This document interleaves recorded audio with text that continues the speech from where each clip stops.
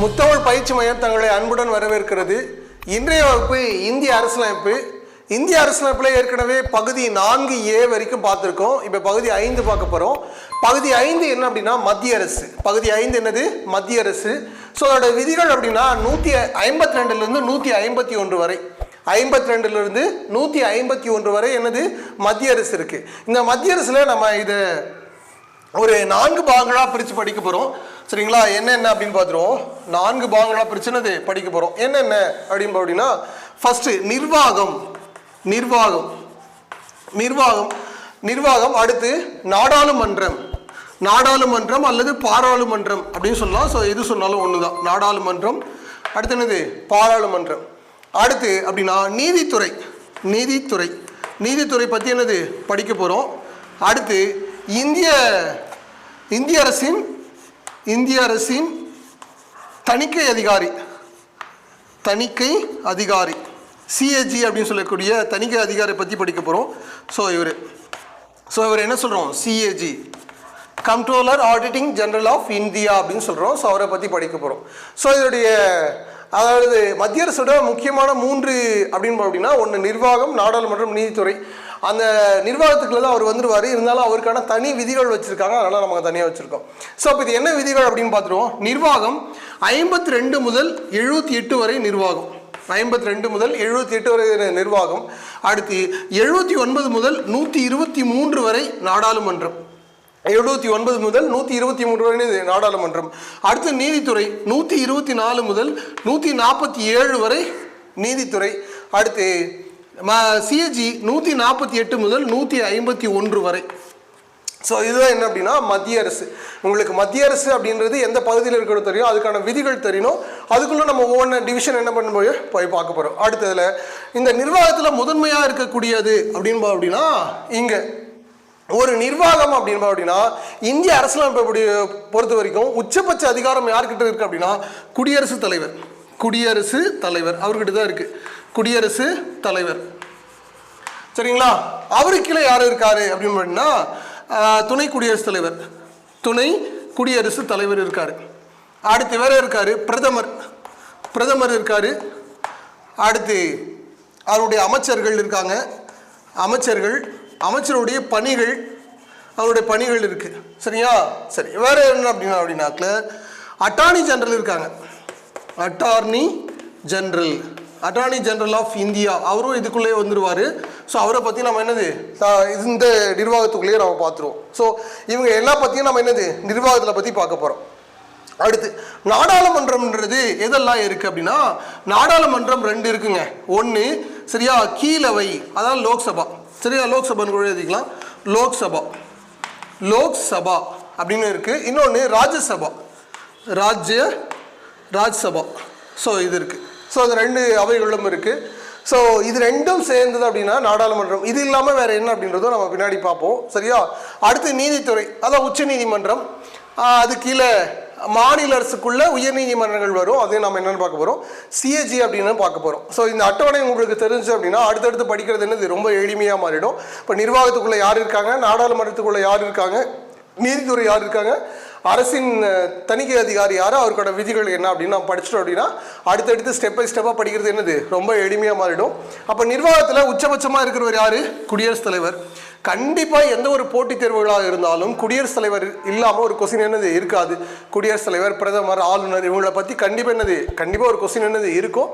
So அந்த வகையில் குடியரசுத் தலைவரை வந்து நம்ம ரொம்ப டெப்த்தாக படிச்சிட்டோம் அப்படின்னா அடுத்து உங்களுக்கு மாநில அரசுகள் வந்து என்னது ரொம்ப எளிமையாக ஒன்றும் இல்லைங்க. மத்திய அரசு ரொம்ப ஸ்ட்ராங்காக படித்து வச்சிட்டிங்க அப்படின்னா மாநில அரசு என்னது ரொம்ப எளிமையாக மாறிடும். ஏன்னா என்ன சேம் ஸ்ட்ரக்சர் தான், அந்த விதிகள் மட்டும் தான் என்னது மாற்றமாக இருக்கும். அதுவும் நம்ம ஈஸியாக ஷார்ட்கட்டில் சொல்லி கொடுத்துருவோம். நீங்கள் பயன்படுத்தி என்ன பண்ணலாம், ஆன்சர் பண்ணிக்கலாம். ஸோ வாங்க இதனுடைய முதன்மையாக இருக்கக்கூடிய குடியரசுத் தலைவரை பற்றி பார்க்கலாம் வாங்க. மத்திய அரசை பொறுத்த வரைக்கும் மிக முக்கியமான நபர் அப்படின்னு பார்த்தோம் அப்படின்னா குடியரசுத் தலைவர். ஸோ அவரை பற்றி நம்ம தெரிஞ்சுக்கிறது ரொம்ப சிறப்பானது. ஸோ அவருடைய விதிகள் அப்படின்னா 52 முதல் 62 வரை. அப்போ இதுக்குள்ளே எந்த விதிகள் கேட்டாலும் அது யாருக்கு சம்மந்தமானது? குடியரசுத் தலைவர் சம்மந்தப்பட்டது அப்படின்னு நீங்கள் உங்களுக்கு தெரியலாலும் யூகித்து என்ன பண்ண முடியும், ஆன்சர் பண்ண முடியும். சரியா? நாட்டின் முதல் குடிமகன் குடியரசுத் தலைவர். நாட்டின் முதல் குடிமகன் என்னது? குடியரசுத் தலைவர். மத்திய அரசின் பெயரளவு தலைவர், மத்திய அரசின் பெயரளவு தலைவர். மத்திய அரசோட உண்மையான தலைவர் அப்படின்னா பிரதமர். சரியா? மத்திய அரசின் உண்மையான தலைவர் யாரு? பிரதமர். பெயரளவு தலைவர் யாரு? அரசின் தலைவர் அப்படின்னா குடியரசுத் தலைவர், அரசாங்கத்தின் தலைவர் அப்படின்னா பிரதமர். ஸோ இந்த வார்த்தைகள்லாம் உங்களுக்கு கொஸ்டின்ல கொடுக்கும்போது கொஞ்சம் கன்ஃபியூஷன் ஏற்படுத்தும், அதனால சரியா புரியும். அரசின் அப்படின்னா அரசு அப்படின்னு வந்தா ஒரு குடியரசுத் தலைவர், அரசாங்கம் அப்படின்னு வந்தா பிரதமர். அவ்வளவுதான். ஸோ இங்கே அவங்களுக்கான விதிகளுக்கான கீவேர்டை கொடுத்துருக்கேன். முதல்ல இந்த கீவேர்டை ஞாபகம் வச்சுக்குவோம். இந்த கீவேர்ட்ல இருந்து நம்ம ஒவ்வொன்றா நம்ம டெப்த்தாவே படிச்சுக்கலாம். சரிங்களா? பாருங்க, ஃபர்ஸ்ட் அப்படின்னா விதி 52 என்ன சொல்லுது அப்படின்னா குடியரசுத் தலைவர் ஒருவர் இருக்க வேண்டும் அப்படின்னு சொல்லுது. இதை வேண்டும் அப்படின்னு மட்டும் ஞாபகம் வச்சுக்கோங்க.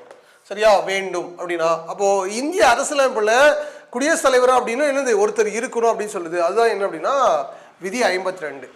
அடுத்து 53 என்ன சொல்லுது அப்படின்னா அப்படி இருப்பாருன்னா அவர் தான் நிர்வாகத்தோட தலைவர். சரியா? அவர் தான் என்னது நிர்வாகத்தோட தலைவர். நிர்வாகங்களை எப்படி மத்திய அரசோட நிர்வாகங்களை எப்படி பிரிச்சுக்கலாம் அப்படின்னு சொன்னேன். 3 என்னது நிர்வாகம், நாடாளுமன்றம், நீதித்துறை. அதனால 3 அப்படின்னு கூட ஞாபகம் வச்சுக்கோங்க. இது என்னது நிர்வாகத்தோட தலைவர் யாரு? குடியரசுத் தலைவர். அடுத்து 54 என்ன சொல்ற அப்படின்னா குடியரசுத் தலைவருக்கான தேர்தலை பத்தி சொல்லுது. குடியரசுத் தலைவருக்கான தேர்தல் எப்படி நடக்கணும் அப்படின்ற ரூல்ஸ் அண்ட் ரெகுலேஷனை சொல்லுது. அது என்ன அப்படின்னு நம்ம பின்னாடி போய் பார்ப்போம். ஸோ அதையும் நம்ம டெப்தா படிச்சுக்கணும். அடுத்து 55 தேர்தல் நடைமுறை. அந்த தேர்தல் எப்படி நடக்கும்? சரியா? அது எப்படி வாக்கு செலுத்துவாங்க, அதை வாக்கு எப்படிகள் எண்ணுவாங்க அப்படின்னு சொல்றதுதான் தேர்தல் நடைமுறை 55. அடுத்து 56 பதவிக்காலம். அவருடைய பதவிக்காலத்தை பத்தி சொல்லக்கூடியதா என்னது 56. ஸோ இதை பத்தி நம்ம என்னது டெப்தா தெரிஞ்சுக்கலாம். அடுத்து 57 மீண்டும் பதவி. ஒரு குடியரசுத் தலைவர் எத்தனை முறை வேண்டுமானாலும் இந்தியாவை பொறுத்த வரைக்கும் என்னது குடியரசுத் தலைவராக இருக்கலாம். ஸோ அது நாங்கள் அமெரிக்கா பொறுத்த வரைக்கும் எத்தனை முறை இருக்கலாம்? 2 முறை. ஆனால் இந்தியாவை பொறுத்த வரைக்கும் எத்தனை முறை வேண்டுமானாலும் இருக்கலாம். எத்தனை முறை வேண்டுமானாலும் என்னது குடியரசுத் தலைவராக இருக்கலாம். அதை பற்றி சொல்லுங்க. மீண்டும் எத்தனை முறை வேண்டுமானாலும் என்னது குடியரசுத் தலைவராக இருக்கலாம். அடுத்து 58 குடியரசுத் தலைவருக்கான தகுதிகள். குடியரசுத் தலைவருக்கான என்னது தகுதிகள் அப்படின்னு சொல்லுவோம். ஸோ தகுதி அப்படின்னு ஞாபகம் வச்சுக்கோங்க. அடுத்து 9 குடியரசுத் தலைவருக்கான நிபந்தனைகள். என்னென்ன நிபந்தனைகள் தேவை அப்படின்னு பார்க்க போகிறோம். ஸோ அது அடுத்து 60 பதவி பிரமாணம் மற்றும் உறுதிமொழி. பதவி பிரமாணம் மற்றும் என்னது உறுதிமொழி பற்றி சொல்லக்கூடியதா என்னது 60. 61 பதவி நீக்கம். குடியரசுத் தலைவரை எந்த முறையில் பதவி நீக்கம் செய்யலாம் அப்படின்னு சொல்றது என்னது 61. அடுத்து 62 பதவி காலம் முடியும் முன்பே தேர்தல் நடத்தணும். பதவி காலம் முடியும் முன்பே என்னது தேர்தல் நடத்தணும். இப்போ நாங்கள் உங்களுக்கு கீவேர்டு கொடுத்துருக்கேன். நீங்கள் எப்போ படிக்கும் போதுமே ஒரு ஸ்ட்ரக்சரை முழுசாக படிச்சுட்டு அதிலிருந்து ஒரு கீவேர்டை ஞாபகம் வச்சுக்கிட்டீங்க அப்படின்னா ரொம்ப எளிமையாக என்ன பண்ணலாம் ஞாபகம் வச்சுக்கலாம். இல்லை நான் முழுசாகவே ஞாபகம் வச்சு அப்படின்னா கொஞ்ச நாள்ல என்ன பண்ணுவோம் மறந்துடும். எப்போதும் கீவேர்டை பயன்படுத்தி நீங்கள் படிச்சிட்டீங்க அப்படின்னா ரொம்ப என்னது எளிமையாக இருக்கும். ஸோ அந்த வகையில் அப்படின்னா பார்த்துருக்கோம். சரிங்களா? ஸோ அது வரைக்கும் உங்களுக்கு புரிஞ்சிருக்கும். இப்போ எப்படி சார் ஞாபகம் வச்சுக்கிறது அப்படின்னு பார்ப்போம். 53 அப்படின்னா 3 நிர்வாகம். ஸோ அதான் பார்த்தோம். என்னது நிர்வாகம், நாடாளுமன்றம், நீதித்துறை. அதுக்கு எல்லாத்துக்கும் தலைவர் யார் தான்? ஸோ குடியரசுத் தலைவர் தான். அதான் நிர்வாக தலைவர். அடுத்து 4 சரியா? 5 தேர்தல் அப்படின்னா தேர்தல் நடத்தணும் அப்படின்னா 4 இந்தியாவின் 4 முழுவதும் என்னது நடத்தணும். 4 பக்கமும் நடத்தணும். அதான் தேர்தல் அப்படின்னு வச்சுக்கோங்க. 5 அப்படின்னா தேர்தல் நடைமுறை. சரியா? தேர்தலில் ஜெயிச்சா எத்தனை வருஷம் இருக்கலாம்? 5 வருஷம். அதுதான் நடைமுறை. அதான் என்னது நடைமுறை. அடுத்து 6 சரியா? பதவிக்காலம். சரியா? பதவிக்காலம் 5 ஆண்டுகள். மறுபடியும் தேர்ந்தெடுச்சா 6வது ஆண்டா தொடரும். அது 56 அப்படின்னு வச்சுக்கலாம். 7 வாரத்தில் எத்தனை நாள்? 7 நாள் தான். மறுபடியும் 8வது நாள் வரும்போது மீண்டும் கூட என்ன பண்ணலாம் தேர்வு செய்யலாம் அப்படின்னு ஞாபகம் வச்சுக்கோங்க. அடுத்து 8 தகுதியை நினைச்சுக்கோ, எந்த நிலையில் நீ இருக்க நினைச்சுக்கோ அப்படின்னு சொல்ற பாட்டு வருது இல்லையா?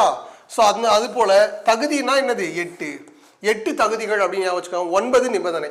ஸோ அது 2 அப்படின்னு ஞாபகம் வச்சுக்கோங்க. இது பேரா ஞாபகம் வச்சுக்கோங்க. இது நமக்கு எல்லாம் பள்ளி புத்தகங்களில் கொடுத்துருப்பாங்க. கண்டிப்பாக அதை நீங்கள் என்ன பண்ணணும் படிக்கணும்.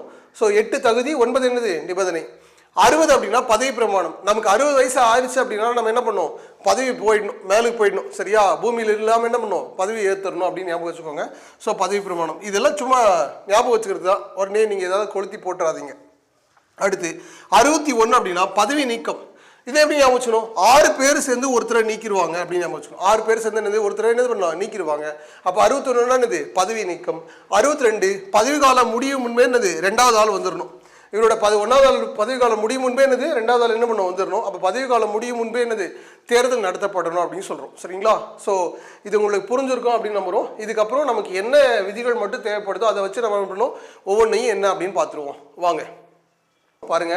52 என்ன சொல்லுது? குடியரசுத் தலைவர் ஒருவர் இருக்க வேண்டும். அதுதான் முன்னாடி படித்தோம். அடுத்து 53 நிர்வாக தலைவர். இந்த நிர்வாக தலைவர் அடிப்படையில் சரியா 53(1)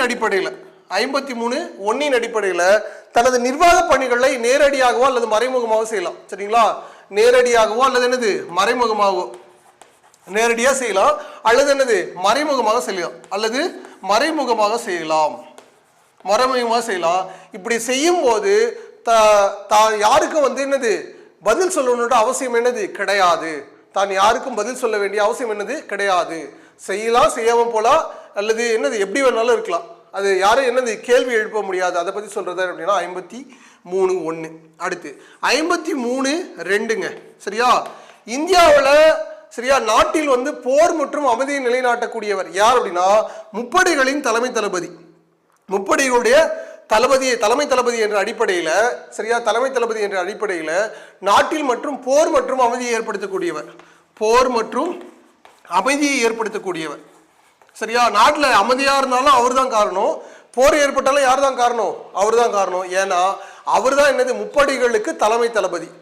முப்படைகளுக்கு என்னது தலைமை தளபதி. சரிங்களா, இப்போ முப்படைகளோட தளபதி யாரு அப்படின்னு நீங்க கமெண்ட்ல சொல்லுங்க. முப்படைகளுடைய தளபதி யாரு? ஸோ அதே போல் இராணுவ தளபதி யாரு, விமானப்படை தளபதி யாரு, அடுத்து கப்பல் படை தளபதி யாரு அப்படின்னு நீங்கள் தெரிவிங்க கமாண்டில். ஸோ இது அப்போ இது ரீதியாக நம்ம இந்த 2 விதிகள் என்னது கூடுதலாக தெரிஞ்சுக்கிறோம். நிர்வாக தலைவர், ஆனால் என்ன தலைவர்? பெயரளவு தலைவர். நிர்வாகத்தோட பெயரளவு தலைவர். நிர்வாக நடவடிக்கைகள் எல்லாமே யாருடைய பேரில் தான் நடக்கணும்? குடியரசுத் தலைவர்கள் பேரில் தான் நடக்கணும். அப்படின்னு என்ன விதி சொல்லுது அப்படின்னா 77 விதி என்ன சொல்லுது? விதி என்னது? 77. இது நம்ம பின்னாடி கூட போய் பார்ப்போம். சரியா, நிர்வாக நடவடிக்கைகள் அனைத்தும் யாரோட பேரில் தான் நடக்கணும்? குடியரசுத் தலைவரோட பேரில் தான் இது நடக்கணும் அப்படின்னு சொல்லுது இது. அடுத்து அப்படின்னு அப்படின்னா விதி 54 என்ன சொல்லுது அப்படின்னு பார்ப்போம். விதி 54. விதி 54 தேர்தல். குடியரசுத் தலைவருடைய தேர்தல் எப்படி நடக்கும்? குடியரசுத் தலைவருடைய தேர்தல் வந்து எப்படி நடக்கும் அப்படின்னு பார்க்க போகிறோம். குடியரசுத் தலைவர் தேர்தல். குடியரசுத் தலைவர் தேர்தல் எப்படிங்க நடக்கும் அப்படின்னா சரியா, மறைமுக தேர்தல். மறைமுக தேர்தல் ஃபர்ஸ்ட் மறைமுக தேர்தலுங்க. மறைமுக தேர்தல். அடுத்து ஒற்றை மாற்று விகிதாச்சாரத்தின் அடிப்படையில் தேர்வு. ஒற்றை மாற்று சிங்கிள் டிரான்ஸ்பரல் ஓட் அப்படி சொல்றோம். ஒற்றை மாற்று விகிதாச்சாரம். சரியா, ஒற்றை மாற்று விகிதாச்சாரத்தின் அடிப்படையில் என்னது தேர்வு. அடுத்து இவங்க குடியரசுத் தலைவரை யார் தேர்வு செய்ய அப்படின்னா வாக்காளர் குழு தாங்க தேர்வு செய்யும். வாக்காளர் குழு. வாக்காளர் குழு. இந்த வாக்காளர் குழு தான் தேர்வு செய்யும். இது என்ன சொல்ற அப்படின்னா இங்கிலீஷ்ல எலக்டோரல் காலேஜ். எலக்டோரல் காலேஜ் இவங்க தான் தேர்வு செய்வாங்க. இந்த கொஸ்டின் இப்படியே கேட்பாங்க, எந்தவித மாற்றமும் இல்லை. குடியரசுத் தலைவரை யார் தேர்வு செய்வாங்க அப்படின்னு கேட்பாங்க. யார் தான் தேர்வு செய்வாங்க? வாக்காளர் குழு தான் என்ன பண்ணுவாங்க? தேர்வு செய்வாங்க. அவங்களுக்கு என்ன சொல்றோம்? எலக்டோரல் காலேஜ் அப்படின்னு சொல்றோம். எலக்டோரல் காலேஜ் இவங்க தான் என்ன பண்ணுவாங்க? தேர்வு செய்வாங்க. அப்போ இந்த வாக்காளர் குழுவில் யாரெல்லாம் இருக்கிறாங்க அப்படின்னு நீங்கள் தெரிஞ்சுக்கிட்டீங்க அப்படின்னா அடுத்து நம்ம போகிறது என்னது ரொம்ப எளிமையாக புரிஞ்சிடும். பாருங்க, இந்த வாக்காளர் குழுவில் யாரெல்லாம் இருப்பாங்க அப்படின்னா இதில் யாரெல்லாம் இடம்பெறுவாங்க, யாரெல்லாம் இடம்பெற மாட்டாங்க அப்படின்னு நம்ம தெரிஞ்சுக்கலாம். வாக்காளர் குழுவில் இடம்பெறக்கூடியவர். சரியா, வாக்காளர் குழுவில் இடம்பெறக்கூடியவர்கள். குழுவில் சரியா இருப்பவர்கள் வாக்காளர் குழுவில் யாரெல்லாம் இருப்பாங்க அப்படின்னா ஃபர்ஸ்ட் சரியா அனைத்து மாநில எம்எல்ஏ. அனைத்து மாநில எம்எல்ஏ. சரியா, இந்த எம்எல்ஏ எப்படி இருக்கணும் அப்படின்னா சரியா அனைத்து மாநில எம்எல்ஏ என்ன பண்ணுவாங்க? இருப்பாங்க. அடுத்து இது என்ன அப்படின்னா தேர்வு செஞ்சிருக்கணும். இதில் என்ன செஞ்சிருக்கணும்? தேர்வு செய்யப்பட்ட எம்எல்ஏ தான் இருப்பாங்க. சரியா, நியமன உறுப்பினர்களுக்கு எம்எல்ஏக்கள் எம்எல்சிக்கு என்னது? ஸோ அனுமதி கிடையாது. ஸோ என்னது எம்எல்ஏ என்ன பண்ணுறாங்க? நேரடியாக தேர்வு செய்து அனைத்து மாநில எம்எல்ஏ. அடுத்து அனைத்து யூனியன் பிரதேச எம்எல்ஏ. யூனியன் பிரதேச எம்எல்ஏ இருப்பாங்க. அனைத்து யூனியன் பிரதேச எம்எல்ஏ என்ன பண்ணுவாங்க? இதில் பங்கு பெறுவாங்க. அடுத்து அனைத்து மாநில மற்றும் யூனியன் பிரதேச எம்பியும் இருப்பாங்க. சரியா, இவங்க எல்லாமே என்ன அப்படின்னா தேர்வு செய்யப்பட்ட நபர்கள் தான். எல்லாமே தேர்வு செய்யப்பட்ட நபர்கள் தான். சரியா, தேர்வு செய்யப்பட்ட நபர்கள் என்ன பண்ணுவாங்க? இடம்பெறுவாங்க. ஸோ இதில் அடுத்து இந்த 3 நபர்களை என்ன பண்ணுவோம்னா கண்டிப்பாக என்ன பண்ணுவோம்? தேர்வுக்குழுவில் இடம்பெறுவாங்க. யாரு? அனைத்து மாநில தேர்வு செய்யப்பட்ட எம்எல்ஏ, அனைத்து யூனியன் பிரதேச தேர்வு செய்யப்பட்ட எம்எல்ஏ, அடுத்து அனைத்து மாநில மற்றும் யூனியன் பிரதேச எம்பி. அதாவது அப்படின்னு பார்த்தீங்கன்னா இரு நாடாளுமன்றத்தின் அதாவது இரு அவைகளின் எம்எல்ஏ எம்பி. இரு அவைகளின் எம்பி. சரியா?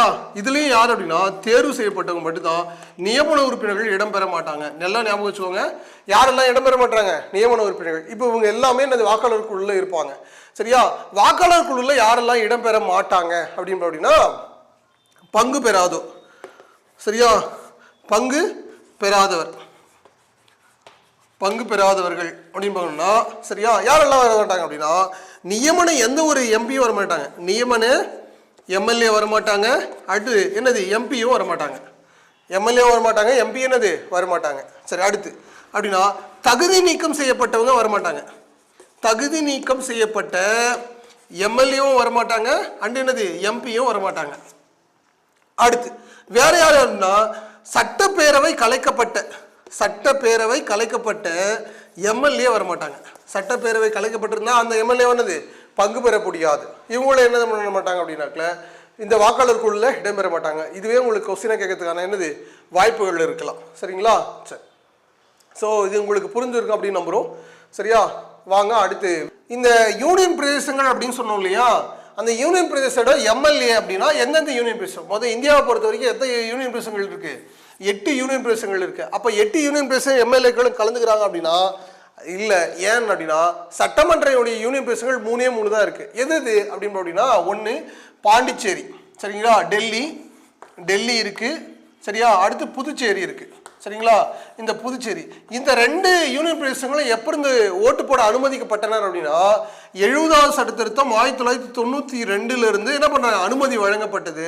ஆனால் அவங்க முத முறையை எப்போ ஓட்டு போட்டாங்க அப்படின்னாக்கல 1995 தான் முதல் முறையை ஓட்டு போட்டாங்க. அனுமதி வழங்கப்பட்டது 70ல், ஆனால் முதல் முறையை ஓட்டு போட்டது எப்போ 1995. அடுத்து இதை தவிர இன்னும் ஒரு யூனியன் பிரதேசம் இருக்கு. அது என்ன அப்படின்னா ஜம்மு அண்ட் காஷ்மீர். இவங்களுக்கு என்னது சட்டமன்றமுடைய ஒரு யூனியன் பிரதேசம். இவங்க எப்போ வந்து அமைக்கிறாங்கன்னா 2019 இருந்து என்னது அனுமதிக்கப்பட்டனர். ஸோ அதுக்கப்புறம் நடந்த தேர்தலிருந்து என்ன பண்ணுறோம் அப்படின்னா வாக்களிச்சாங்க. ஸோ இந்த வாக்காளர் குடியரசுத் தலைவர் தேர்தலில் பங்கு பெறக்கூடிய யூனியன் பிரதேசம் எந்தெந்த யூனியன் பிரதேசம் அப்படின்னு கேட்கலாம். ஒன்று என்னது டெல்லி, அடுத்து புதுச்சேரி, அடுத்து என்னது ஜம்மு அண்ட் காஷ்மீர். ஸோ இது உங்களுக்கு புரிஞ்சிருக்குன்னு நடத்துகிறோம். அடுத்து தேர்தல் நடைமுறைகள் என்ன அப்படின்னு பார்க்கலாம் வாங்க. குடியரசுத் தலைவருடைய தேர்தல் நடைமுறைகள் அப்படின்னா என்ன அப்படின்னு பார்த்துருவோம். ஸோ இதை பற்றி சொல்லக்கூடிய விதிகள் அப்படின்னா 55. இதை பற்றி சொல்லக்கூடிய விதி என்னது 55. சரியா? ஸோ பாருங்க, மறைமுக தேர்தல் மூலமாக தேர்வு செய்கிறாங்க. ஏன் நேரடி தேர்தலாக இருக்கக்கூடாது அப்படின்னா இந்தியா மிகப்பெரிய ஒரு ஜனநாயக நாடு. அப்படின்னா இந்த நேரடி தேர்தல் நடத்தணும் அப்படின்னா மிகப்பெரிய செலவினங்கள் என்ன பண்ணும் ஏற்படும். இப்போ நீங்கள் எம்பி எலெக்ஷன் எடுத்துறதுக்கு என்னது இப்போ 7 கட்டமா 8 கட்டமா அப்படின்னு என்னது நடத்துகிறோம். ஸோ அப்போ மிகப்பெரிய நாடு அப்படின்னா குடியரசுத் தலைவர் என்னது மறைமுக தேர்தல் மூலம் என்னது தேர்வு செய்கிறோம். சார் அது என்ன சார் மறைமுக தேர்தல் அப்படின்னாக்கல, இப்போ நாம என்ன செய்யறோம் அப்படின்னாக்கல ஒரு எம்பி எம்எல்ஏ நேரடியாக தேர்வு செய்கிறோம். அவங்க என்ன பண்ணுறாங்க, அவங்கெல்லாம் சேர்ந்து ஒரு குடியரசுத் தலைவர் என்ன பண்ணுறாங்க தேர்வு செய்கிறாங்க. அதுக்கு பேர் தான் என்னது மறைமுக தேர்தல். ஸோ நாம் ஒரு பிரதிநிதித்துவத்தின் அடிப்படையில் என்னது தேர்வு செய்கிறோம். அடுத்து ஒற்றை மாற்று விகிதாச்சாரத்தின் அடிப்படையில் தேர்வு. ஒற்றை மாற்று விகிதாச்சாரத்தின் அடிப்படையில் என்ன பண்ணுறோம் நம்ம என்னது தேர்வு செய்கிறோம். சரியா? ஸோ ஒற்றை மாற்று விகிதாச்சாரத்தின் அடிப்படையில் தேர்வு செய்கிறோம். ஸோ அப்படின்னா வாக்காளர் குழு மூலம் தான் தேர்வு செய்கிறோம். வாக்காளர் குழு தான் என்னது தேர்வு செய்கிறது. சரியா? இந்த ஒற்றை மாற்று விகிதாச்சாரத்தின் அடிப்படையில் அப்படின்னா இப்போ நம்ம அளிக்கக்கூடிய விருப்பம் அப்படின்றது ஒன்றும் இல்லாமல் அதில் அடுத்த நிலையை கடந்துக்கணும். உதாரணத்துக்கு அப்படின்னாக்கல இப்போ ஒரு தேர்தலில் 3 பேர் போட்டிடுறாங்கன்னு வச்சுப்போம், A, B, C. சரிங்களா? குடியரசுத் தலைவருக்கு 3 பேர் போட்டிடுறாங்க. இப்போ நான் என்ன சொல்கிறேன் அப்படின்னா எனக்கு பி தான் ஃபர்ஸ்ட்டாக வரணும் அப்படின்னு இவருக்கு 1 கொடுப்பேன். சரியா? அடுத்து சி 2வது வரலாம், அடுத்து அவர் இல்லை அப்படின்னா ஏ என்னது 3வது வரலாம். அப்படின்னா இதுக்கு என்ன அர்த்தம் அப்படின்னா ஒரு குடியரசுத் தலைவர் தேர்தல் நடக்குது அப்படின்னா கண்டிப்பாக ஒரு குடியரசுத் தலைவர் என்ன தேர்வு செய்யப்படுவார் அப்படின்னு அர்த்தம். குடியரசுத் தலைவர் என்னது தேர்வு செய்யப்படுவார் அப்படின்றதான் இதுக்கான முழுமையான விளக்கம். சரிங்களா? சரி, இப்போ ஒரு எம்எல்ஏ ஒரு ஓட்டு போடுறாரு, அடுத்து எம்பியும் ஓட்டு போடுறாரு. சரியா? இப்படி ஓட்டு போட்டாக்கல ஒரு ஓட்டு, சரியா, அது என்னவா கன்சிடர் பண்ணும் அப்படின்னா அவர் ஓட்டு போடுறது ஒன்று தான், ஆனால் அவரோட மதிப்பு வந்து 1 கிடையாது, அது பலவா மதிப்பிட செய்கிறோம். சரியா? பல மதிப்புகளை என்னது மதிப்பிட செய்கிறோம். சரியா? ஆனால் நம்ம ஓட்டு போட்டால் என்னது ஒரு ஓட்டு தான், ஆனால் இவங்களோட ஓட்டு என்னது அப்படி கன்சிடர் பண்ணுறது இல்லை. சரியா? இவங்களோட மதிப்பு எப்படி தீர்மானிக்கப்படுகிறது அப்படின்னு பார்த்தோம் அப்படின்னா ஃபர்ஸ்ட் நம்ம எம்பியோட ஓட்டை நம்ம ஞாபகம் வச்சுக்கலாம். சரியா? எம்பியோட வாக்கு மதிப்பு. சரியா? எம்பியோட வாக்கு மதிப்பு எப்படி இருக்கும், வாக்கு மதிப்பு அப்படின்னு பார்த்தோம் அப்படின்னா இப்போ ஒரு எம்பியோட வாக்கு மதிப்பு எப்படி தெரிவு செய்யறாங்க அப்படின்னா சட்டப்பேரவை உறுப்பினர்களுக்கு அளிக்கப்பட்ட மொத்த வாக்குகள், அனைத்து எம்எல்ஏக்களும் அளிக்கப்பட்ட மொத்த வாக்குகள், அளிக்கப்பட்ட வாக்கு. சரியா, எம்எல்ஏக்கு அளிக்கப்பட்ட மொத்த வாக்குகள். சரியா, டிவைடட் பை இரு நாடாளுமன்றத்தின் இரு அவை உறுப்பினர்கள், இரு அவை தேர்வு செய்த உறுப்பினர்கள். அதான் உறுப்பினர்கள் அப்படின்னா யாரு? எம்பி. சரியா, ரெண்டு அவையில் இருக்கக்கூடிய தேர்வு செய்த உறுப்பினர்களுடைய எண்ணிக்கை. உதாரணத்துக்கு அப்படின்னு பார்த்தோம் அப்படின்னா, இப்போ எம்எல்ஏக்கு அளிக்கப்பட்ட வாக்குகள் ஒரு 20 கோடின்னு வச்சுக்கலாம். சரியா, அப்போ அப்படின்னா இங்க தேர்வு செய்த உறுப்பினருடைய எண்ணிக்கை அப்படின்னு பார்த்தோம்னா, லோக்சபா பொறுத்த வரைக்கும் எத்தனை பேர்? 543. இது அடுத்து இங்க அப்படின்னு பார்த்தீங்கன்னாக்கல 233. ஸோ இதுதான் என்ன பண்ணுவாங்க? ஆட் பண்ணி டிவைட் பண்ணிடுவாங்க. அப்படி டிவைட் பண்ணோம் அப்படின்னாக்கல ஒரு எம்பியோட வாக்கு மதிப்பு என்னது நமக்கு கிடைச்சிரும். இப்படி பார்த்தோம் அப்படின்னா குறைஞ்சபட்சம் நமக்கு ஒரு எம்பிக்கு எவ்வளோ வாக்கு பதிவாகும் அப்படின்னா 708 வாக்குகள் என்னது பதிவாகும். சரியா, 708லேருந்து 709 வாக்குகள். ஒருத்தர் ஒரு ஓட்டு போட்டார் அப்படின்னா அது எவ்வளோ கன்சிடர் பண்ணுவாங்க? சரியா, 708 வாக்கு என்னது கன்சிடர் பண்ணிப்பாங்க. ஸோ இதை பொறுத்த வரைக்கும். அடுத்து எம்எல்ஏ வாக்கு எப்படி கன்சிடர் பண்றாங்க அப்படின்னா, எம்எல்ஏ வாக்கு. சரியா, எம்எல்ஏவோட வாக்கு எப்படின்னு பார்த்தோம் அப்படின்னாக்கல மாநில மக்கள் தொகை. சரியா, டிவைடட் பை தேர்வு செய்யப்பட்ட உறுப்பினருடைய எண்ணிக்கை. சரியா, உறுப்பினர்னா எம்எல்ஏ. சரியா, இது எதுக்கு அப்படின்னா சட்டப்பேரவைக்கு தான். சரியா, தேர்வு செய்யப்பட்ட எம்எல்ஏ எண்ணிக்கை. சரியா, இன்டு 1/1000. சரி, இதாங்க நம்மளுடைய சரியா கணக்கிடும் முறை. மாநிலத்தோட மொத்த மக்கள் தொகை, தேர்வு செய்யப்பட்ட எம்எல்ஏ கூடிய எண்ணிக்கை இன்ட்டு என்னது 1/1000. இப்படி மல்டிபிள் பண்ணிட்டு அப்படின்னா, சரி இந்த மாநிலத்தோட மக்கள் தொகை அப்படின்றது எதை சார் கணக்கிடுறோம் அப்படின்னா, இப்போ 8 கோடி மக்கள் இருக்கு, அதை நம்ம கன்சிடர் பண்ணிக்கிறோமா அப்படின்னா கிடையாது.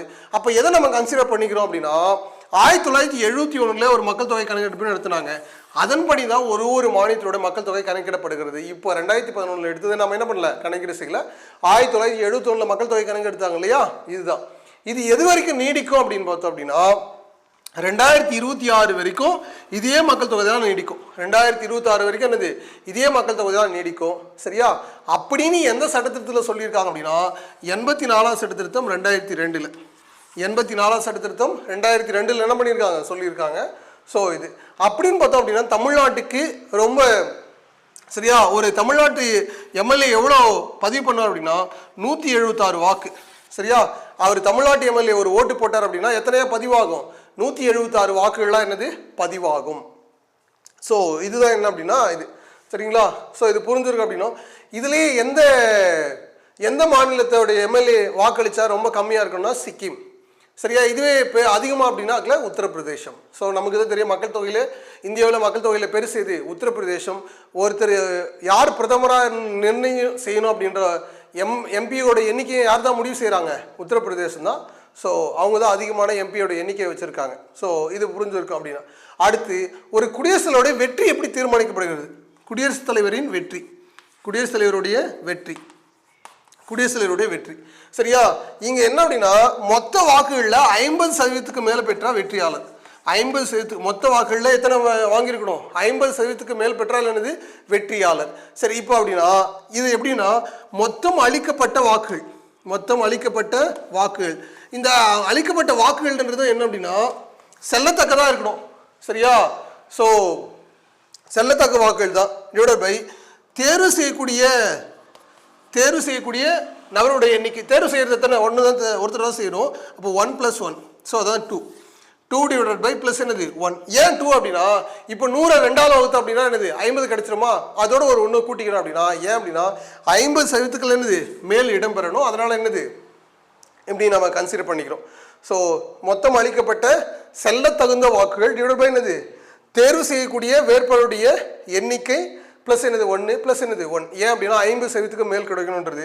இதாங்க குடியரசுத் தலைவருடைய தேர்தல் நடைமுறை. உங்களுக்கு இது தேர்தல் நடைமுறை புரிஞ்சிருக்கும் அப்படின்னு நம்புகிறேன். ஸோ இந்த முறை இதெல்லாம் என்ன பண்ணுறோம், குடியரசுத் தலைவர் என்ன பண்ணுறோம், தேர்வு செய்கிறோம். ஸோ இது உங்களுக்கு எளிமையாக புரிஞ்சிருக்குன்னு நம்புகிறோம். இந்த நீங்கள் ஞாபகம் வச்சுக்க வேண்டியது எம்பியோட வாக்கு எப்படி, எம்எல்ஏ வாக்கு எப்படி அப்படின்றத ஞாபகம் வச்சுக்கோங்க. யார் இவங்களை தேர்வு செய்கிறாங்க? வாக்காளர் குழு தான் என்னது தேர்வு செய்கிறாங்க அப்படின்னு புரிஞ்சுக்கோங்க. ஸோ இது புரிஞ்சிருக்கோம். வாங்க அடுத்த விதிகள். விதி 56 பதவிக்காலம். இவருடைய பதவி காலம் அப்படின்னு பார்த்தீங்கன்னா பதவியேற்ற நாளிலிருந்து 5 ஆண்டுகள். பதவியேற்ற நாளிலிருந்து என்னது 5 ஆண்டுகள் உடைய பதவி காலம். ஒருவேளை இவர் பதவி விலகணும் அப்படின்னு நினைச்சாக்கல பதவி விலகல் கடித்தை துணை குடியரசுத் தலைவருக்கு கொடுக்கணும். துணை குடியரசுத் தலைவருக்கு என்ன பண்ணணும் கொடுக்கணும். சரியா?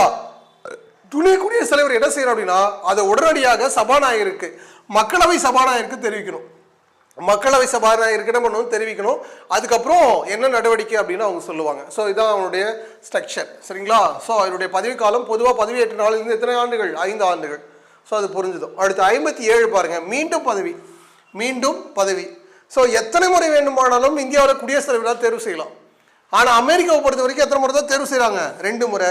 இதை ஃபாலோ பண்ணி சரியா 2 முறை போதும் என்ற ஒரு மரபை வந்து இந்திய அரசியலமைப்பில் ஏற்படுத்தி வச்சிருக்கிற யார் அப்படின்னா ராஜேந்திர பிரசாத். ராஜேந்திர பிரசாத் தான் என்ன சொல்கிறார் அப்படின்னா குடியரசுத் தலைவர் பதவி வந்து 2 முறை போதுமானது அப்படின்னு மரபு சொல்லியிருக்காங்க. ஏன்னா இந்திய அரசியலமைப்பில் அப்படி சொல்லியிருக்கலாம் அப்படின்னா கிடையாது. எத்தனை முறை வேண்டுமானாலும் என்னது இருக்கலாம். ஸோ இது நம்ம பார்த்துட்டோம். அடுத்து தகுதிகள் ரொம்ப ரொம்ப முக்கியங்க.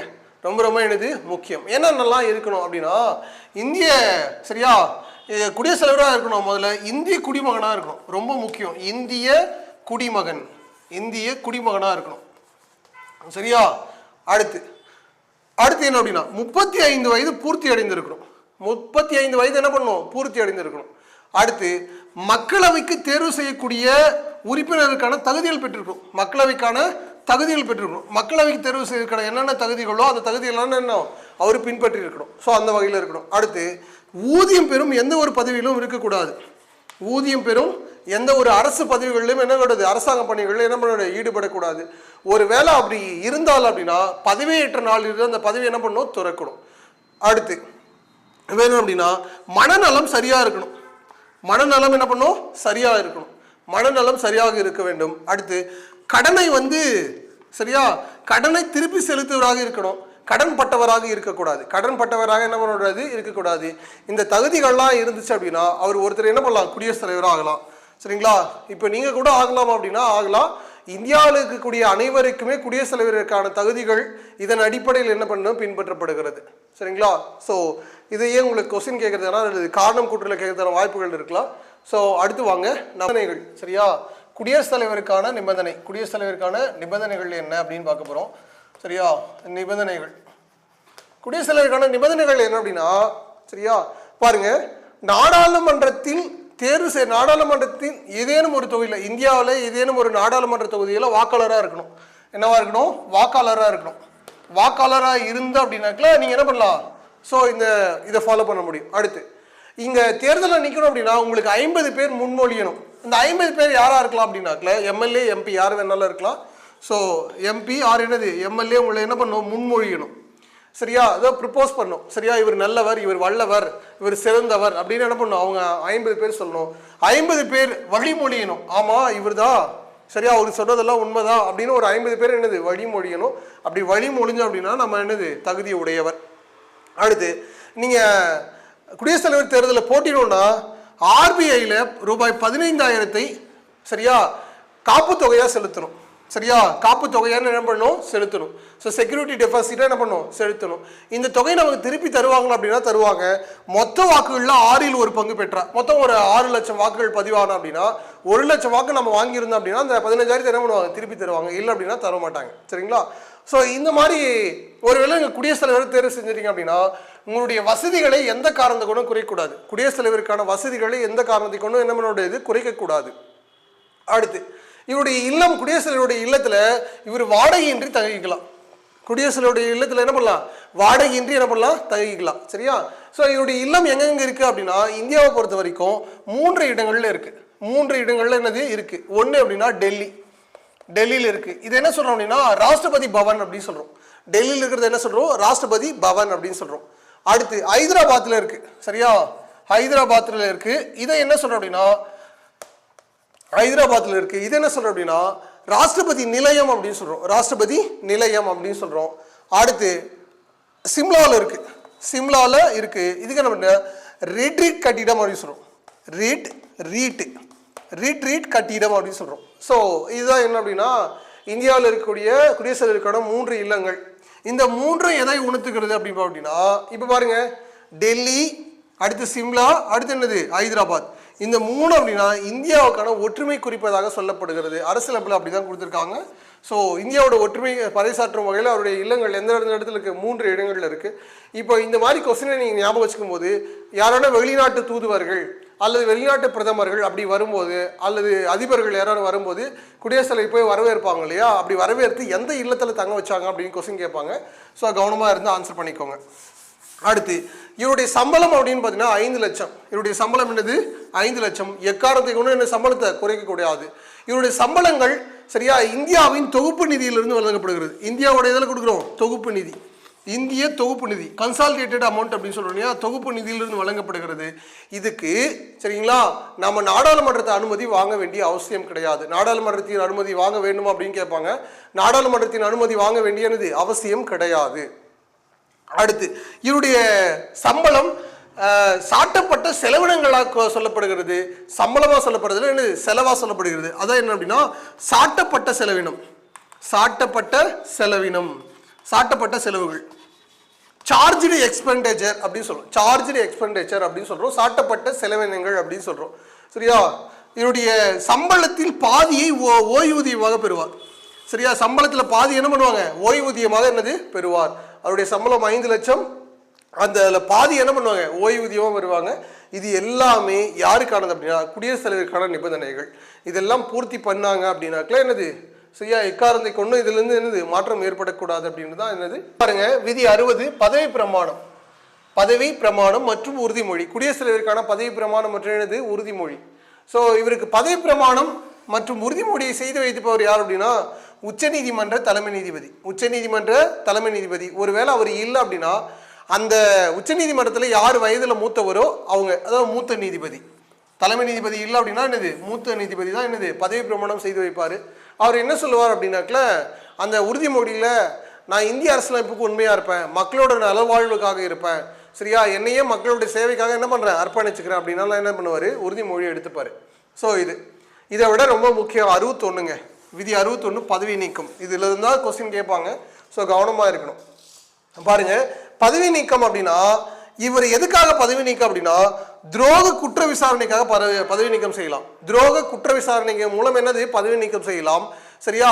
இந்திய அரசியலமைப்பை மீறியதாக எண்ணப்பட்டால் பதவி நீக்கம் செய்யலாம். துரோக குற்ற விசாரணைக்காக பதவி நீக்கம் செய்யலாம். இந்திய அரசியலமைப்பை மீறியதாக எண்ணப்பட்டால் என்னது நம்ம பதவி நீக்கம் செய்யலாம். இந்த இந்திய அரசியலமைப்பை மீறினா அப்படின்னா அதுக்கு ஏதாவது விளக்கங்கள் கொடுக்கப்பட்டிருக்கா அப்படின்னா அதுக்கெல்லாம் விளக்கங்கள் எதுவும் கொடுக்கப்படலை. ஸோ நாமெல்லாம் என்ன பண்ணலாம் அப்படின்னா ஒரு மீறி இருக்கால அப்படின்னு யூகித்து என்ன பண்ணலாம்? ஆன்சர் பண்ண முடியும். ஸோ அடுத்து இந்த துரோக குற்ற விசாரணை அப்படின்றது எந்த நாட்டிலிருந்து இருக்கப்பட்டது அப்படின்னா அமெரிக்கா. இதுக்கு பதிலாக உங்களுக்கு என்ன கேட்போம் அப்படின்னா குடியரசுத் தலைவர் பதவி நீக்க முறை பெறப்பட்ட நாடு அப்படின்னு கேட்பாங்க. அது என்னது? அமெரிக்கா.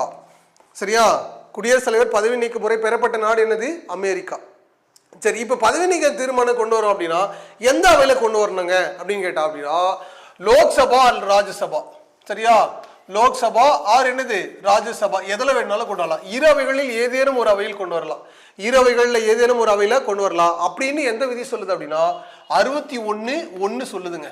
61(1) என்னது சொல்லுது. ஸோ இது அடுத்து பார்த்தோம் அப்படின்னா இந்த இப்படி கொண்டு வரும்போது எத்தனை பேர் தீர்மானம் நிறைவேற்றணும் அப்படின்னா அந்த அவையில் இருக்கக்கூடிய 4/1 உறுப்பினர்கள் தீர்மானத்தை நிறைவேற்றணும். 4/1 உறுப்பினர்கள் என்னது? தீர்மானத்தை நிறைவேற்றணும். தீர்மானம் கொண்டு வரணும். இந்த தீர்மான நகலை 14 நாட்களுக்கு முன்னதாக, சரியா 14 நாட்களுக்கு முன்னதாக குடியரசுத் தலைவருக்கு அனுப்புறோம். யாருக்கு அனுப்புறோம்? குடியரசுத் தலைவருக்கு என்ன பண்ணோம்? உங்க மேல நாங்கள் இது போல பதவி நீக்க தீர்மானம் கொண்டு வந்திருக்கோம் அப்படின்னு என்ன பண்ணோம்? அனுப்பணும். சரியா? இப்படி பதவி நீக்க தீர்மானம் அனுப்பி அவர் என்ன பண்ணலாம்? விளக்கம் கொடுக்கலாம். ஒருவேளை விளக்கம் ஏற்றுக்கொள்ளப்படலை அப்படின்னா அந்த அவையில 3/2 உறுப்பினர்கள் அந்த தீர்மானத்தின் மீது என்ன பண்ணும்? நிறைவேற்றணும். தீர்மானத்தை என்ன பண்ணும்? நிறைவேற்றணும். அந்த தீர்மானம் நிறைவேறிச்சு அப்படின்னா அந்த என்ன பண்ணுவாரு? அடுத்த அவைக்கு இது இந்த செக்ஷன் அப்படியே போகும். அந்த தீர்மானம் போகும். அடுத்த அவையிலையும் 3/2 உறுப்பினர்கள் என்ன பண்ணும்? நிறைவேற்றணும். நிறைவேற்றப்பட்டால் குடியரசுத் தலைவர் என்னது? பதவி நீக்கம் செய்யப்படலாம். குடியரசுத் தலைவர் என்ன பண்ணலாம்? பதவி நீக்கம் செய்யப்படலாம். அப்படி யாராச்சும் பதவி நீக்கம் செஞ்சிருக்குமா அப்படின்னா இது வரைக்கும் என்னது? கிடையாது. இது வரைக்கும் நம்ம என்னது? யாரையும் பதவி நீக்கம் செய்யப்படவில்லை. சரியா? அப்படி பதவி நீக்கம் செய்யும் போது விதி 361 பயன்படுத்த முடியாது. விதி 361 என்ன பண்ண முடியாது? பயன்படுத்த முடியாது. அது என்ன சார் விதி 361 அப்படின்னாக்கல விதி 361ன்றது குடியரசுத் தலைவருக்கான சட்ட பாதுகாப்பு. குடியரசுத் தலைவருக்கான என்னது? சட்ட பாதுகாப்பு. சரியா? இவர் மீது இந்தியாவின் எந்த ஒரு நீதிமன்றங்களிலோ அல்லது காவல் நிலையங்களிலோ வழக்கு தொடர முடியாது. சரிங்களா? நீதிமன்றங்களே அல்லது காவல் நிலையங்களே என்ன முடியாது? வழக்கு தொடர முடியாது. யார் மேலே? குடியரசுத் தலைவர் மேலே. குடியரசுத் தலைவர் மேலே மட்டுமா சார் அப்படின்னா ஆளுநர் மேலேயும் நம்ம என்ன செய்ய முடியாது. இந்தியாவிலே எந்த ஒரு நீதிமன்றங்களிலும் காவல் நிலையங்களிலும் குடியரசுத் தலைவர் மற்றும் ஆளுநர் மீது என்னது? வழக்கு தொடர முடியாது. எந்த விதிப்படி? விதி 361 படி. அப்போ வேற என்ன வழக்கு தொடரலாம் அப்படின்னா பதவியிலிருந்து வெளியே வந்த 2 மாதங்களுக்கு பிறகுதான் நீங்கள் என்ன பண்ண அப்படின்னா உரிமையல் வழக்கு தான் தொடர முடியும். அதுவும் கூட குற்றவியல் வழக்கு முடியாது, உரிமையல் வழக்கு மட்டும்தான் தொடர முடியும். அது எப்போ? 2 மாதம் கழித்து. ஸோ 2 மாதம் கழிச்சு அப்படி தான் செய்ய முடியும். அது கூட எப்போ அப்படின்னா அவர் பதவியில் இருக்கிற போது என்ன பண்ண முடியாது? எந்த ஒரு டச் பண்ண முடியாது. வேற எப்போ பயன்படுத்த முடியாது அப்படின்னா பதவி நீக்கத்தின் போது என்னது? விதி 361 பயன்படுத்த முடியாது. கண்டிப்பாக அதில் ஏதாவது ஒரு கொஸ்டின் கேட்பாங்க. சரியா? துரோக குற்ற விசாரணை பெறப்பட்ட நாடு அல்லது பதவி நீக்கு முறை பெறப்பட்ட நாடு என்னது? அமெரிக்கா. எந்த அவையில கொண்டு வரலாம் அப்படின்னு கேட்பாங்க. 2 அவையிலையும் கொண்டு வரலாம். இப்போ 2 அவையிலையும் கொண்டு வரும்போது இந்த தீர்மானத்தை நிறைவேற்றணும்னு சொல்லி எத்தனை பங்கு? 4ல் 1 பங்கு தீர்மானம். இந்த 4ல் 1 பங்கு தீர்மானம் தேர்வு செய்யப்பட்ட உறுப்பினர்களா அல்லது 2 பேருமே அப்படின்னு கேட்டாக்கல இப்போ நீங்க என்ன சொல்லணும் அப்படின்னா அந்த 2 அவைகள் இருக்கக்கூடிய அனைவருமே வரலாம். யாரு? தேர்வு செய்யப்பட்டவங்களும் கொண்டு வரலாம். அடுத்து நியமன உறுப்பினர்களும் அந்த இதில் என்ன பண்ணலாம்? தீர்மானத்தில் பங்கு பெறலாம். அப்போ தேர்வு ப்ளஸ் என்னது? நியமனம். இந்த 2 பேருமே என்ன பண்ணலாம்? வாக்களிக்கலாம். இந்த 2 பேருமே என்னது? வாக்களிப்பு செய்யலாம். அடுத்து 14 நாட்களுக்கு முன்னாடி என்ன பண்ணணும்? தெரிவிக்கணும். எத்தனை பேர் நிறைவேற்றணும்? 3ல் 2 பங்கு நிறைவேற்றணும். அப்போ இதை பயன்படுத்த முடியாது. 361 பின்பற்ற இயலாது. உங்களுக்கு எளிமையாக புரிஞ்சிருக்கு அப்படின்னு நம்புகிறோம். அடுத்து விதி 62 என்ன பாருங்க. விதி 62 பதவி காலம் முடியும் முன்பே தேர்தல் நடத்தணும். இவரோட பதவி உதாரணத்துக்கு அப்படின்னா அடுத்து ஆகஸ்ட் மாதம் முடியுது அப்படின்னா அவங்க என்ன செய்யணும்? இந்த ஜூலை மாதத்துலேயே என்ன பண்ணுவாங்க? தேர்தல் நடத்திடணும். அல்லது முடியறதுக்கு முன்னாடி கண்டிப்பாக என்னது? தேர்தல் நடத்தி அடுத்த குடியரசுத் தலைவர் என்ன பண்ணும்? தேர்வு செய்யணும். ஒருவேளை தேர்வு செய்ய முடியல, அவசர கால நிலைகள் தொடருது அப்படின்னாக்கல அடுத்த 6 மாதங்கள் வரை என்ன பண்ணலாம்? தள்ளி போகலாம். சரிங்களா? ஒருவேளை அந்த 6 மாதம், ஏன் 6 மாதம் அப்படின்னா நாடாளுமன்றம் சரியா 6 மாதங்களுக்கு ஒரு முறை கூடணும் அப்படின்றது அரசியலமைப்புடைய விதி. நாடாளுமன்றம் 6 மாதங்களுக்கு ஒரு முறை கூடணுன்றது என்னது? அரசியலமைப்போட விதி. அதனால 6 மாதங்கள். ஒருவேளை அது 6 மாதம் கூடல அப்படின்னா இன்னும் ஒரு 6 மாதங்கள் கொள்ளலாம். அதிகபட்சம் 1 வருடம். அதிகபட்சம் என்னது? 1 வருடம். அதை தாண்டி என்னது? போகக்கூடாது. அதுக்குள்ள என்னது? குடியரசுத் தலைவர் தேர்வு செய்யணும். ஒருவேளை 5 வருஷம் முடிஞ்சிச்சு சார், இன்னும் ஒரு 6 மாதம் இருக்கிறாரு. அப்போ அவர் கொண்டு வரக்கூடிய அவர் போடக்கூடிய கையெழுத்து மசோதாவிற்கான கையெழுத்து வந்து சட்டமாக மாறாதா அப்படின்னா கண்டிப்பாக மாறுங்க. அவர் எப்படி இருந்தாலும் குடியரசுத் தலைவர் தான். சரிங்களா? அதே போல் இப்போ நம்ம விதி இந்த பதவி நீக்கத்தை பயன்படுத்தணும்னு வச்சுக்கோம். இந்த பதவி நீக்கத்துக்கு முன்னாடி ஒரு 4-5 மசோதாவுக்கு என்ன பண்ணார் அப்படின்னா கையெழுத்து போட்டிருக்காரு. 4-5 மசோதா கையெழுத்து போட்டாரு. ஆனால் இப்போ நம்ம அவர் பதவி நீக்கம் செஞ்சுட்டோம். சரியா? அவர் பதவி நீக்கம் செஞ்சிட்டோம் அப்படின்னா அப்போ அந்த மசோதாவுக்கு ஒப்புதல் கிடையாது அப்படின்னா அப்படி இல்லை. அதுக்கு முன்னாடி இருந்தது வரைக்கும் அவர் என்ன செஞ்சிருந்தாலும் அது என்னது? ஏற்றுக்கொள்ளப்பட்டது தான். சரிங்களா? ஸோ அவருக்கு அதுக்கப்புறம் தகுதி நீக்கம் செஞ்சுட்டா மட்டும்தான் என்னது? கிடையாது. ஸோ அதுக்கு முன்னாடி அவர் கையெழுத்து போட்டதுனால இது ஏற்றுக்கொள்ளக்கூடிய ஒன்று தான். ஸோ இது உங்களுக்கு புரிஞ்சிருக்கும் அப்படின்னு நம்புகிறோம். சரிங்களா? தொடர்ந்து எப்போதும் முத்தமிழ் பயிற்சி மையத்தோடு இணைந்திருங்கள். உங்களுக்கான வகுப்புகள் என்ன தொடர்ந்து கொடுத்துட்டே இருக்கும். ரொம்ப எளிமையாக ஷார்ட்கட்டை பயன்படுத்தி என்ன பண்ணுறோம்? ஆன்சர் பண்ணுறோம். நீங்கள் படிக்கணும்னு கூட அவசியம் இல்லைங்க. ஒரு முறை நீங்கள் இந்த கேட்டிருந்தாவே, ஒரு முறை பார்த்துட்டு போயிட்டு இருந்தாவே என்ன பண்ணலாம் அப்படின்னா ஈஸியாக எக்ஸாம் என்ன பண்ண எழுதிடலாம். நீங்கள் பல மணி நேரம் படிக்கக்கூடிய ஒரு தகவலை ஒரு சில மணித்துளிகளில் உங்களுக்கு என்ன பண்ணோம்? கொடுத்துட்றோம். சரிங்களா? அது இந்த வீடியோ பார்த்துட்டு இருக்கிறவங்களுக்கு மட்டும்தான் அது என்ன புரியும். படிக்கிறவங்களுக்கு என்னது? கண்டிப்பாக புரிஞ்சிருக்கும். சரிங்களா? ஸோ எப்போதும் முத்தமிழ் பயிற்சி மையத்தோடு இணைந்திருங்கள். உங்களுக்கான வகுப்புகள் தொடர்ந்து வந்துகிட்டே இருக்கும். இந்த வீடியோ உங்களோட ஃப்ரெண்ட்ஸுக்கு சரிங்களா டிஎன்பிசி ஆஸ்பிரண்ட்டுக்கு எல்லாருக்கும் வந்து என்ன பண்ணுங்கள்? ஷேர் பண்ணுங்கள். டிஸ்கிரிப்ஷனில் நம்மளுடைய குரூப்பு கொடுத்துருக்கோம். அதுலேயும் நீங்கள் என்ன பண்ணுங்கள்? ஜாயின் பண்ணிக்கோங்க. வாட்ஸ்அப் லிங்க்கும் டெலிகிராம் லிங்க்கும் இருக்குது. அதில் ஜாயின் பண்ணிங்க. இது தொடர்பான அடுத்தடுத்த வகுப்புகள் என்ன வருது அப்படின்ற லிங்க் வந்து உங்களுக்கு அதில் அனுப்பிடுவோம். ஃப்ரீ மெட்டீரியல் இருந்தாலும் என்ன பண்ணுவோம்? கொடுத்துருவோம். நீங்கள் அதை ஃபாலோ பண்ணிக்கலாம். ஃபாலோ பண்ணி அடுத்தடுத்த ஸ்டேஜுக்கு என்ன பண்ணலாம்? நம்ம மெருகேற்றிட்டு போயிட்டே இருக்கலாம். ஸோ உங்களுக்கான வகுப்புகள் எதுவும் நாங்கள் ஸ்கிப்பெல்லாம் பண்ணலை. ஒரு வகுப்பு கொடுக்குறோம் அப்படின்னா அடுத்தது என்னது கொடுக்குறோம். ஒரு வேளை டேரெக்டாக இந்த வகுப்பு தான் பார்க்குறீங்க அப்படின்னா முதல்ல இருந்து போய் பார்த்துட்டு வாங்க. இதுக்கு முன்னாடி நம்ம எல்லாமே நடத்தியிருக்கோம். சரியா? இதனை தொடர்ந்து அடுத்து நடத்துவோம். அடுத்த வகுப்பில் உங்களுக்கு குடியரசுத் தலைவருக்கான அதிகாரங்கள், அந்த குடியரசுத் தலைவர் பட்டியல் எல்லாமே அடுத்த வகுப்பில் நம்ம பார்க்கலாம். ஸோ நன்றி.